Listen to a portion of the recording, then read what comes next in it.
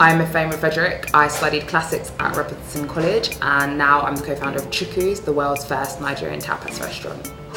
So the idea for Chuku's was something my brother Emeka and I had several years ago, even before I went to university, because we'd wanted to run a Nigerian restaurant, or rather open a Nigerian restaurant, to be able to share and celebrate Nigerian cuisine and be able to create a space where people, both Nigerians and non-Nigerians alike, could enjoy the culture. But it took us several years before we actually hit upon this idea of the Nigerian tapas and what Chuku's is today. The dining experience at Chuku's is all centered around the chop, chat, chill. So chop is Nigerian pidgin for eat, and that shows that Nigerian food is at the heart of what we do. And then you've got chat, which is all about the social element of our dining experience. So in Nigeria, food is at the heart of every social engagement, and that's what Chuku's is all about. It's all about your friends come together, sharing food. A lot like Eating Hall at Cambridge, when you're all waiting for dinner time or lunchtime, and you're all going to gather together and break away from your day and enjoy your food. And then chill is for our relaxed atmosphere.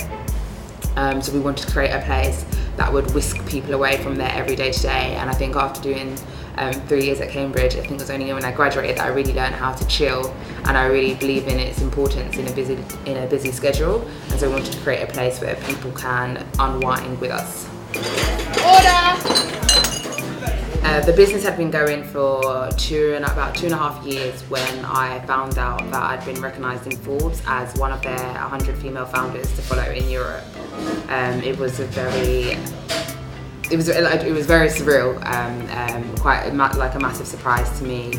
I didn't know that anyone there even knew anything about us, and to be recognised by such an establishment for celebrating Nigerian culture was just something that made me feel really proud.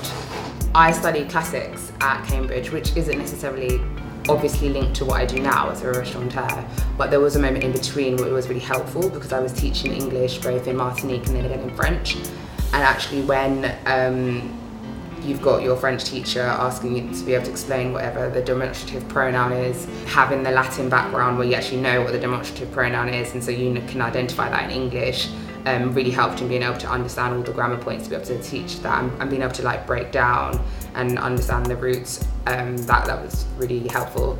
But also I think going wider than that, the breadth of the course. You're given these tools and then you have to learn how to figure out and make everything work, and running a business is a lot like that. You have all these bits here and these bits there, and you have to learn how to figure it out.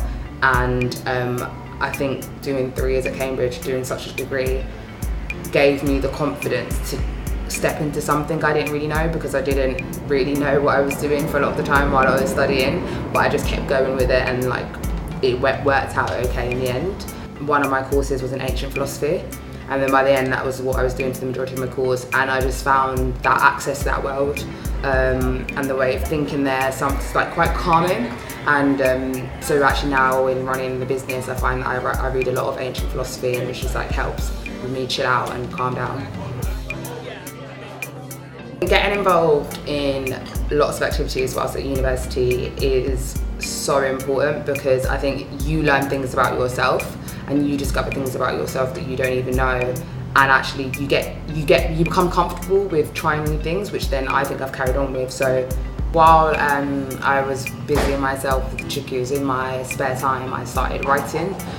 For me it was just a way to sort of unwind and to think and try and do something different and just to challenge myself.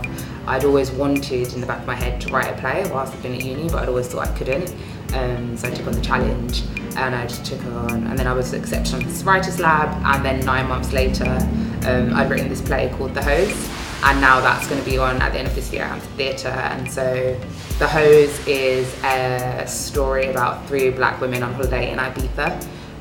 It's inspired by the characters of women I know around me, who are full of joy, who are confident, who are bold, who are in their own way trailblazers.